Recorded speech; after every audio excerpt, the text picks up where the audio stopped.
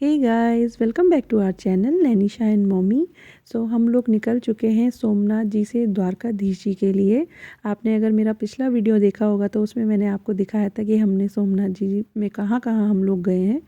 सो हम लोग आज जा रहे हैं द्वारकाधीश जी के लिए और रास्ते में बहुत कुछ अच्छा होने वाला है, तो वीडियो में आप बने रहें। यहाँ पे हमें हमारे ड्राइवर जो हैं उनका नाम है केशव भाई, बहुत अच्छे थे। वो हमें काफ़ी कुछ जगह दिखाते हुए चले हैं, बीच बीच में रोकते हुए भी चले हैं गाड़ी। और उन्होंने हमें यहाँ पे जो रिलायंस इंडस्ट्रीज़ के मालिक हैं मुकेश अंबानी, अनिल अंबानी, उनके गांव के भी दर्शन कराए। सो उन्होंने दिखाया था कि उनका गांव यहाँ पे पड़ता है। और यहाँ पे अभी रास्ते में हम लोग एक जगह रुके थे जहाँ पे एक फ़ेमस केला मिलता है जिसको बोलते हैं इलायची केला। तो ये है वो इलायची केला। इसका नाम इलायची केला इसलिए क्योंकि ये इलायची की शेप का बहुत छोटा सा होता है। और जो यहाँ पे आगे मैं दिखा रही हूँ इसको बोलते हैं इजोरा। मुझे नहीं पता, गुजरात के जो लोग होंगे उन्हें पता होगा इसकी स्पेशलिटी क्या होती है, बट भैया ने हमें इजोरा इसका नाम बताया था। और ये है यहाँ पे मिलता है नारियल का हलवा टाइप होता है जिसे बर्फ़ी की शेप में काटा जाता है। प्योर नारियल का इसमें फ्लेवर आता है, बहुत अच्छा है। और पर्टिकुलर यही एक जगह है जहाँ पे ये मिलता है। जब आप सोमनाथ जी से द्वारकाधीश जाते हैं तो टर्न पे ये शॉप पड़ती है, वहाँ पे ये आप कुछ शॉप्स हैं उनमें ये मिलता है। तो हस्बैंड ने बोला नारियल पानी पी लेते हैं, बड़ा अच्छा उसका फ्लेवर भी था, बिल्कुल प्योर जिसको बोलते हैं। गुड़गांव में तो ऐसा वाला नहीं मिलता है, बट वहाँ का इतना मीठा ज़्यादा फ्लेवर था, बहुत फ्रेश उसको पी के लगा था। देन नेक्स्ट हम लोग निकल गए थे तो फिर रास्ते में पड़ता है ये माधवपुर बीच। तो ज़्यादा देर नहीं रुके यहाँ क्योंकि धूप बहुत तेज़ थी और सैंड भी बहुत ज़्यादा गर्म थी। थोड़ी देर वहाँ बीच में रहने के बाद फिर हम लोग निकल पड़े आगे के लिए। और अब पूरे रास्ते ये बीच साइड में चलता रहेगा, तो इस सड़क का आनंद आप लोग भी हमारे साथ उठाइए।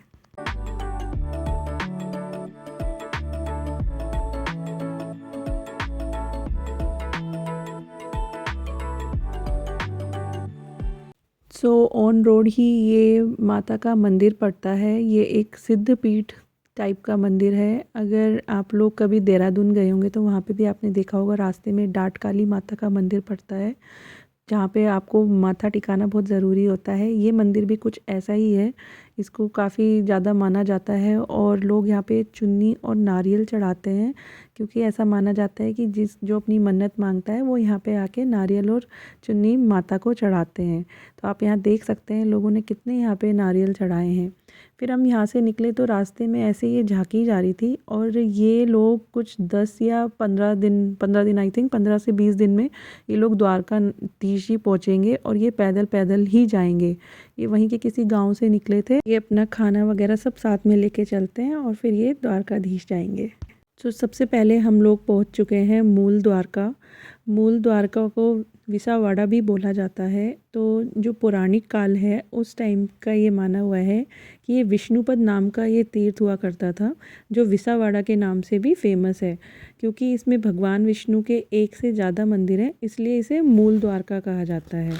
और इसका नाम विसावाड़ा इसलिए पड़ा क्योंकि यहाँ पे विशांत नाम के जो भक्त थे वो विष्णु भगवान जी के बहुत बड़े भक्त थे, तो उन्हीं के नाम पे इसका नाम विसावाड़ा रख दिया गया है। तो इस मूल द्वारका के अंदर बहुत सारे मंदिर हैं, छोटे छोटे मंदिर हैं। और मूल द्वारका को ही सुदामा नगरी भी बोला जाता है, क्योंकि कहा जाता है कि यहाँ पे ये सुदामा जी की नगरी थी जो श्री कृष्ण ने बसाई थी उनके लिए। तो यहाँ पे महादेव का मंदिर है, पार्वती जी का मंदिर है, कार्तिकेय का जी उनका भी कार्तिकेय जी का भी मंदिर है। तो ऐसी अलग अलग मंदिर हैं। और सबसे अच्छी और ख़ास बात जो मुझे लगी वो ये थी कि आप अगर देख सकते हैं इस मंदिर की दीवारें और सब कुछ वो बहुत पुराना है। काफ़ी अच्छा भी लगता है देख के, क्योंकि अब ये वाली चीज़ें कहीं देखने के लिए नहीं मिलती हैं। मुझे याद है जब मैं कुछ 3-4 साल की थी तो जहाँ हम लोग रहते थे रेंट पे, वहाँ पे इस टाइप का ही बना हुआ था, लेकिन अब तो वहाँ भी रेनोवेट हो गया है। तो यहाँ से अब हम लोग निकल रहे हैं अपने होटल के लिए। तो ये सामने जो बिल्डिंग है ये हमारा होटल ही है। हम लोग रुके थे जिंजर होटल में, जो कि काफ़ी ज़्यादा इसकी ब्रांचेस बहुत सारी सिटीज़ में हैं। और आप देख सकते हैं कि साइड में सब कुछ खाली है। यहाँ पे बहुत कम, इस वाले एरिया में बहुत कम होटल्स हैं, आसपास कुछ नहीं है, ज़्यादा जगह खाली ही आपको दिखेंगी। तो ये देखिए मैंने कैमरा घुमाया है और बस सामने एक वो बिल्डिंग दिख रही है, देन ये भी होटल्स हैं। तो कुछ कुछ होटल्स अभी यहाँ पे बने हुए हैं और ये थोड़ा सा आई थिंक सिटी से भी कुछ 1 या 1.5 किलोमीटर दूर पे है। सो ये है इसका रिसेप्शन एरिया, काफ़ी अच्छा है। सेकंड नंबर का होटल ये था जो हमें अच्छा लगा था। क्लार्क्स ने हमारा थोड़ा सा डाउन किया था मूड, बट ये भी अच्छा होटल था। और ये है इन लोगों का डाइनिंग एरिया जहाँ पे लंच डिनर ब्रेकफास्ट इन लोग का मिलता है। साथ में ये मुझे बहुत प्यारी लगी, इन्होंने कितनी सारी यहाँ पे मुद्राओं का इन्होंने फ्रेम लगाया हुआ था जो बहुत प्यारा लग भी रहा था। सो यहाँ पे इनके रिसेप्शन पे भी द्वारकाधीश जी की फ़ोटो आप देख सकते हैं। जय द्वारकाधीश। सो यहाँ पे मैं आपको देती हूँ रूम टूर। तो यहाँ पे लेफ़्ट में है बाथरूम। बाथरूम अच्छा है, नाइस एंड क्लीन बाथरूम है। टॉयलेटरीज़ जो हैं वो वहाँ पर ही लगी हुई हैं। और साथ में बाथरूम से बाहर निकलते हैं तो ये है हमारा लगेज एरिया। और यहाँ पे इन्होंने लगाया हुआ है एक बड़ा सा मिरर जिसमें आप अपने आप को देख सकते हो। और ये है हमारा डबल बेड। यहाँ पे है वर्किंग डेस्क, सामने है एक प्यारी सी पेंटिंग और ये है सोफ़ा। और इसका अगर विंडो से नज़ारा देखें तो वही दिखता है जो मैं आपको बता रही थी। ये देखिए दूर दूर तक कुछ नहीं है, सामने ये एक धर्मशाला टाइप की है और कुछ भी नहीं है। रात को बहुत अंधेरा हो जाता है यहाँ, डर भी लगता है। और साथ में ही ना इसमें ये बड़ी अच्छी चीज़ थी, पड़ोस वाला रूम मम्मी पापा जी लोगों का था तो वो इंटरकनेक्ट था। हम लोग उधर भी जा रहे थे इधर भी आ रहे थे। तो ये रूम है मम्मी पापा जी लोगों का और वो उसका सामने मेन डोर है और यहाँ से ये हमारा रूम है। तो ये भी बड़ा प्यारा ही था।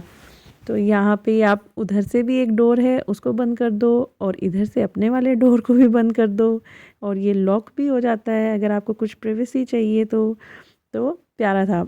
अब रात को हम लोग जा रहे हैं द्वारकाधीश जी के दर्शन करने के लिए। सो आप लोगों को भी लेके चलते हैं।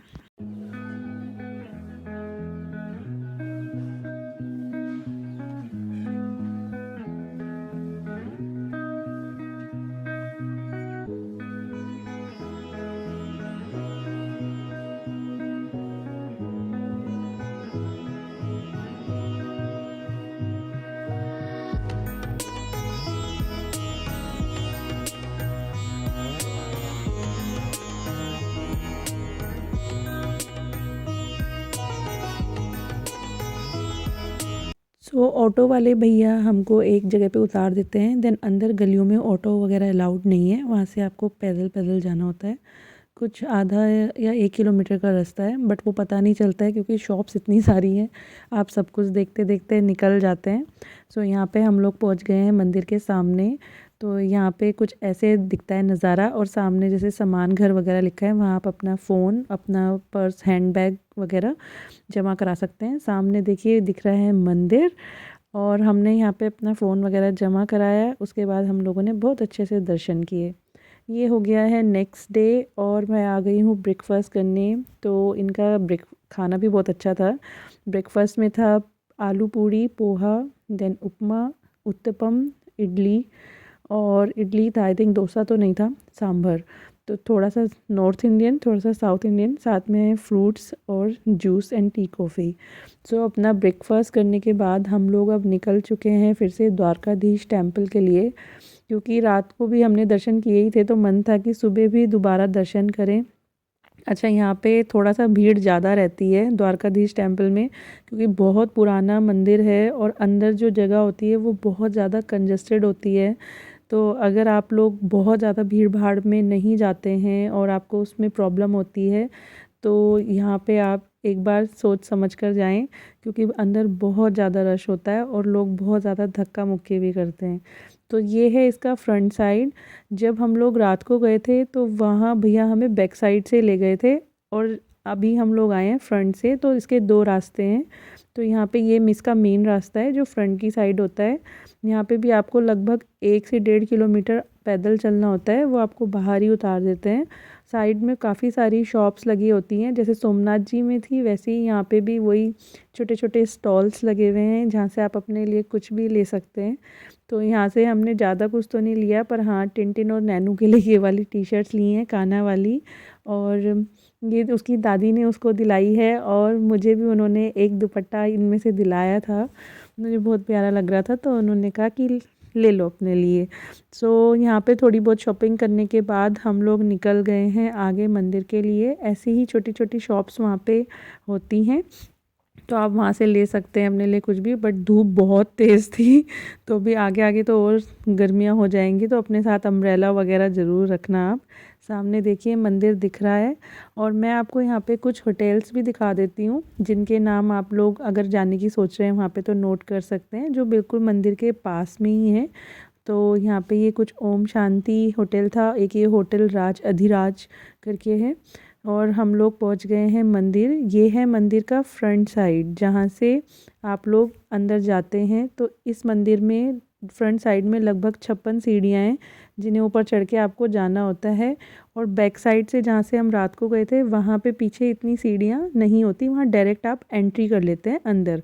सो ये है हमारे कान्हा जी का भोग। आप यहाँ से कितने भी तरीके के भोग ले सकते हैं, बहुत प्यारे लग रहे थे। ये जेम्स वाला तो मुझे बिल्कुल अच्छा लग रहा था, जैसे छोटे बेबी का होगा। तो ये इन्होंने अलग से बनाए हुए भी हैं, और या फिर आप लोग इसको ऐसे कस्टमाइज़ भी करा सकते हैं, आपको जो भी उनको भोग लगाना है वो वाले। तो काफ़ी टाइप के इन लोगों ने यहाँ पे बना के रखे हैं। सो ये हैं वो सीढ़ियाँ जिनकी मैं बात कर रही थी। तो ये बिल्कुल एकदम स्ट्रेट सीढ़ियाँ हैं जो आपको क्रॉस करनी होती हैं। तो यहाँ पे हम लोग का एक किस्मत कह लो या जो भी, बट हम ऐसे टाइम पे गए थे जब वहाँ पे मंदिर का झंडा चेंज हो रहा था। बहुत अच्छा लग रहा था, और वो बिना किसी हार्नेस के, सिर्फ एक उन्होंने अपनी कमर पे रस्सी बांधी हुई थी, और वो बिना सीढ़ी के वहाँ ऊपर चढ़े हैं। और दिन में ऐसा कुछ मुझे शायद याद नहीं है, बट आई थिंक 4-5 बार वहाँ का झंडा कुछ चेंज होता है। अगर किसी को पता होगा तो प्लीज़ कमेंट करके बताना। तो यहाँ पे उन्हें कम से कम 20 से 25 मिनट लगे हैं चेंज होने में, और जब ये ऐसे फैला, इतना अच्छा मूवमेंट था वो वाला, बहुत अच्छा लग रहा था। और ये है गोमती नदी के पास के शंख सिप्पी जो वहाँ पे वो लोग निकाल के बेचते रहते हैं। तो वहाँ से हम लोग निकल गए हैं और हम जा रहे हैं भड़केश्वर महादेव टेम्पल।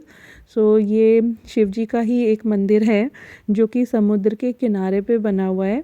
काफ़ी अच्छा शिवलिंग की ही शेप का उन लोगों ने वो मंदिर बनाया हुआ है। तो यहाँ से हम लोग निकले कुछ आई थिंक हमें बहुत लेट हो गया था। हमारे भैया ने तो हमें बोलता सुबह आप अगर 8 बजे आओगे तो काफ़ी कुछ कवर कर लोगे, बट लेकिन हम लोग को निकलते निकलते 11 बज गए थे वहाँ से। तो अभी जिस टाइम पे हम लोग पहुँचे हैं तो बहुत तेज़ धूप है और वहाँ पे गर्मी तो थी ही। सो ये देखिए आप कितना प्यारा यहाँ पे समुद्र लग रहा है, उसके किनारे पे ही ये मंदिर बनाया हुआ है। बहुत अभी खुला खुला है। वहाँ की बात हमें ये अच्छी लग रही थी गुजरात की, कि वहाँ पे ना अभी काफ़ी कुछ खुला है। और क्योंकि हम लोग गुड़गांव से गए थे, यहाँ पे हमें हर जगह बस रश ही दिखता है, तो वहाँ पे बड़ा अच्छा लग रहा था, बहुत पीसफुल लग रहा था कि यहाँ पे सब कुछ एक खुली खुली जगह पे है। वो देखिए सामने आपको दिख रही होगी शिवलिंग वाली आकृति, वही वो मंदिर है। और ये रहा सामने मंदिर जो कि समुद्र के पास बना हुआ है। धूप बहुत तेज़ थी और बच्चे भी बेचारे परेशान हो रहे थे गर्मी में। तो ये यहाँ पे हम आ गए हैं मंदिर के पास, और सामने जो ये आप स्टोन्स वाला वहाँ दूर तक दिख रहे हैं ना चट्टान, बहुत प्यारी चट्टान थी वो, मतलब उसकी एक अलग ही अपनी शेप थी। मैं आपको अभी कैमरा इधर करके दिखाती हूँ। ये देखिए बहुत प्यारा लग रहा था, सामने से देखने में तो बहुत ही ज़्यादा अच्छा लग रहा था, मन कर रहा था बस उसको देखते जाओ। ये मंदिर अभी बन ही रहा है, अभी इसमें काम चल ही रहा है। और जब हम लोग गए थे उस टाइम पे ये बंद था, क्योंकि दिन का टाइम था, भगवान जी के आराम करने का टाइम था। तो हम लोगों ने बाहर से ही दर्शन करे, और दर्शन करने के बाद हम लोग चले गए रुक्मणी टेम्पल में। सो अभी हम लोग जा रहे हैं रुक्मणी देवी जी के मंदिर। ये हम लोग आ गए हैं रुक्मणी देवी जी के मंदिर में। सो रुक्मणी देवी जी के मंदिर की मैं अगर आपको कहानी बताती हूँ तो वो इस तरीके से है कि रुक्मणी जी के जो पिताजी थे वो उनकी शादी कहीं और करवाना चाहते थे, लेकिन रुक्मणी जी ने कान्हा जी को मन ही मन अपना पति मान लिया था। तो एक ब्राह्मण थे, उन्होंने उनके थ्रू लेटर भिजवाया कृष्ण जी को कि मुझे आपसे शादी करनी है। तो कृष्ण जी उनको लेकर गए अपने साथ और एकादशी वाले दिन उन्होंने उनके साथ शादी कर ली। तो जब उन्होंने शादी करी तो कृष्ण जी के गुरु थे दुर्वासा गुरु, तो वो दुर्वासा ऋषि को इनविटेशन देने के लिए गए कि आप हमारे घर पे खाने के लिए आएँ। बट उन्होंने बोला मैं तभी आपके महल आऊँगा जब आप दोनों अपने आप मुझे रथ में बिठा के खींच कर लेकर जाएंगे। तो श्री कृष्ण जी ने अपने घोड़े निकाले और रुक्मणी जी और कृष्ण जी दोनों ने रथ को खींचा। तो जब वो लोग बहुत दूर तक जा रहे थे तो एक गांव पड़ता है टुकड़ी गांव, वहाँ पे रुक्मणी जी को बहुत प्यास लगी। तो उन्होंने श्री कृष्ण जी को बोला कि मुझे प्यास लगी है। तो श्री कृष्ण जी ने अपने पैर के अंगूठे से ज़मीन में छेद किया और वहाँ से पानी निकाला। तो जब उन्होंने पानी निकाला तो उन दोनों ने पानी पिया, लेकिन वो भूल गए कि पीछे हमारे गुरुजी भी बैठे हैं। तो इस चीज़ को देख के दुर्वासा ऋषि जी बहुत ज़्यादा गुस्से में आ गए और उन्होंने उनको 2 श्राप दिए। पहला श्राप था कि आप दोनों 12 साल तक नहीं मिल पाएंगे, जिसकी वजह से ये वाला मंदिर भी है कि रुक्मणी जी 12 साल तक यहीं रही हैं और श्री कृष्ण जी द्वारका में रहे हैं।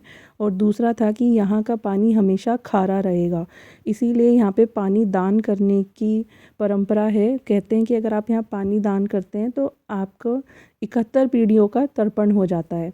और क्योंकि यहाँ का पानी हमेशा उन्होंने बोलता खारा रहेगा, तो इसलिए हमेशा यहाँ की ज़मीन आप देख सकते हैं बंजर रही है, यहाँ पर ज़्यादा खेती नहीं होती है। अब यहाँ से हम निकल चुके हैं नागेश्वर महादेव के ज्योतिर्लिंग के लिए, जो कि पड़ता है 16 किलोमीटर दूर द्वारका से। सो यहाँ पे हम लोग आ चुके हैं नागेश्वर महादेव मंदिर में। धूप बहुत तेज़ थी लेकिन लाइन में खड़ा होना पड़ा था। बहुत अच्छे तरीके से यहाँ पे दर्शन हुए हैं, बहुत मैनेजमेंट उनका अच्छा था। तो यहाँ पे हम लोग आ गए हैं लाइन में और अंदर ही आपको प्रसाद भी मिल जाता है। इस मंदिर में जो शिव और पार्वती हैं उनकी नाग रूप में पूजा की जाती है। तो यहाँ पे लोग नाग नागिन का जोड़ा भी चढ़ाते हैं। तो और चांदी का ही यहाँ पे शिवलिंग भी बना हुआ है। तो यहाँ पे अगर आप लोगों को अंदर शिवलिंग में जाके पूजा करनी है तो उसके लिए अलग से लाइन है, और अगर आपको ऊपर से ही दर्शन करने हैं तो उसके लिए अलग से लाइन है। हमें नहीं पता था कि अंदर जाके ऐसे हो जाएगा, हमें लगा था सामने से होते होंगे। तो हम लोग उधर लाइन में लगे हैं, मम्मी पापा जी और ने बाद में अंदर जाके करी है, तो फिर हमें दोबारा से दूसरी लाइन में लगना पड़ा। तो अगर आप लोग चाहते हैं कि आप लोग जलाभिषेक करें तो आप पहले से ही उस लाइन में लग जाएं। और यहाँ पे जेंट्स लोग जो होते हैं उनको धोती पहन के अंदर जाना होता है। धोती आपको वहीं पे मिल जाती है, साइड में उन्होंने रूम बनाया है, वहाँ आप चेंज कर सकते हैं। तो आप देख ही सकते हैं सारे जेंट्स ने वहाँ धोती पहनी है।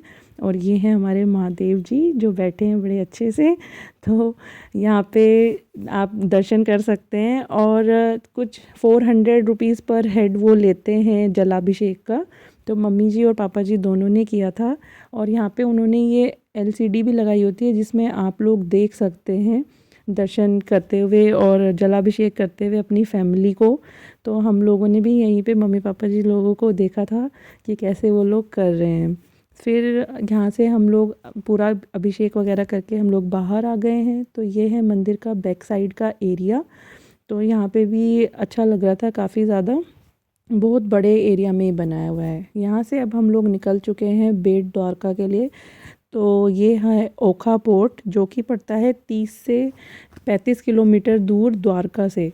सो यहाँ से आपको फेरी लेनी पड़ती है। तो इस फेरी के थ्रू ही आप लोग बेट द्वारका जाएंगे। बेट द्वारका बेसिकली एक आइलैंड पे बना हुआ है। और मैं आपको बता दूं कि द्वारका के 3 पार्ट हैं। एक था मूल द्वारका तीर्थ, एक था द्वारका जो द्वारकाधीश मंदिर है जहाँ पे, और एक है बेट द्वारका। तो ये 3 पार्ट ऐसे ऐसे होते हैं। मूल द्वारका सुदामा नगरी बोला जाता है। द्वारकाधीश जो मंदिर है वहाँ पे एक तरह से आप ऐसे लगा लीजिए वो श्री कृष्ण जी का ऑफिस था। ऑफिस मीन्स वो वहाँ काम अपना सारा राजकाज वहीं पे संभालते थे। और जो ये बेट द्वारका है ये उनका घर था, यहीं पे उनकी रानियाँ वगैरह सब रहती थी। तो जब द्वारका डूबी थी तो काफ़ी हद तक चीज़ें डूब गई थी, लेकिन बेट द्वारका जो है वो नहीं डूबा था। तो अब वो एक आइलैंड पे बन गया है, समुद्र के चारों तरफ उसके चारों तरफ पानी पानी है और इसीलिए वहाँ पे बोट से जाते हैं। लेकिन अभी क्या है कि अब वहाँ पे पुल बन गया है और हम लोग गए थे ये 28-29 दिसंबर को, और 10 जनवरी को हमारे माननीय प्रधानमंत्री श्री नरेंद्र मोदी जी ने उसका इनॉग्रेशन किया होगा। तो वो बता रहे थे कि अभी 10 जनवरी को इसका इनॉग्रेशन होना है। सो वो पुल से अब क्या होगा कि रास्ता बहुत कम हो जाएगा, क्योंकि जब आप बोट से जाते हैं ना तो बहुत टाइम, 1 घंटा आपको लगता है। तो यही वो पुल है जो खुल जाएगा और जिससे रास्ता बहुत कम हो जाएगा, तो आपका काफ़ी ज़्यादा टाइम भी बच जाएगा। तो ये पुल बनने के बाद अब जो वहाँ के लोग हैं उनके लिए भी बहुत बड़ी प्रॉब्लम होती थी कि अगर कोई इमरजेंसी नाइट में हो जाए तो उनको बोट के ही ऊपर डिपेंड रहना पड़ता था, वो नहीं आ सकते थे इजीली। तो अभी हम लोग उतर के जा रहे हैं, हम आइलैंड पे उतर गए हैं। तो ऐसे करके ये पूरा ब्रिज बना हुआ है। तो वहाँ से उतरने के बाद हम लोग जा रहे हैं अब बेट द्वारका वाले मंदिर में। ये है मंदिर जहाँ से आप अंदर, जिसको देखिए लिखा भी है द्वारकाधीश जी का मुख्य मंदिर, क्योंकि लोग सोचते हैं कि मेन मंदिर वो वाला है, जबकि मेन मंदिर यहाँ पे है। तो रात हो गई है और हम लोग अब वहाँ से वापस भी आ रहे हैं। साथ में आप ये देख सकते हैं, ये पुराना पुल था जो उस टाइम का रहा होगा। ये कुछ 500 से ज़्यादा साल पुराना यहाँ पे मंदिर है, जो किसी आचार्य जी ने बनवाया था। लेकिन यहाँ जो कृष्ण जी की मूर्ति है, वो मूर्ति रुक्मणी जी ने अपने हाथों से ही बनाई हुई है, वो ही मूर्ति है। ये हो गया है, हम लोग निकल रहे हैं अब राजकोट के एयरपोर्ट के लिए, क्योंकि अब हम निकलेंगे दिल्ली के लिए। 5 डेज़ का हम लोग का ट्रिप था। तो इस ट्रिप के लिए मैं जो टेक अवे आप लोग को बता सकती हूँ वो ये है, छोटी छोटी समरी, की आप लोग सोमनाथ जी आएँ तो वहाँ के लिए 2 दिन इनफ हैं, अगर आपके साथ फैमिली हैं, बच्चे बूढ़े हैं। लेकिन अगर आप द्वारका आएँ तो द्वारका में आपको 3 दिन लेने पड़ेंगे, क्योंकि द्वारका में जो जगह हैं वो सब जगह थोड़ी थोड़ी दूर हैं, तो वहाँ के लिए टाइम लगता है। सो हम लोग पहुंच चुके हैं एयरपोर्ट। और अगर आप लोगों को ये वीडियो अच्छा लगा होगा तो प्लीज़ चैनल को सब्सक्राइब करें, वीडियो को लाइक करें और शेयर करना ना भूलें। और आई एम सो सॉरी कि ये वीडियो बहुत टाइम बाद आ रहा है, क्योंकि अभी आजकल टिनटिन थोड़ा सा क्रैंकी होता रह रहा है, तो वो मुझे वॉइस ओवर वगैरह नहीं करने देता है। बट देखने के लिए आपका बहुत बहुत thank you. Bye guys, enjoy.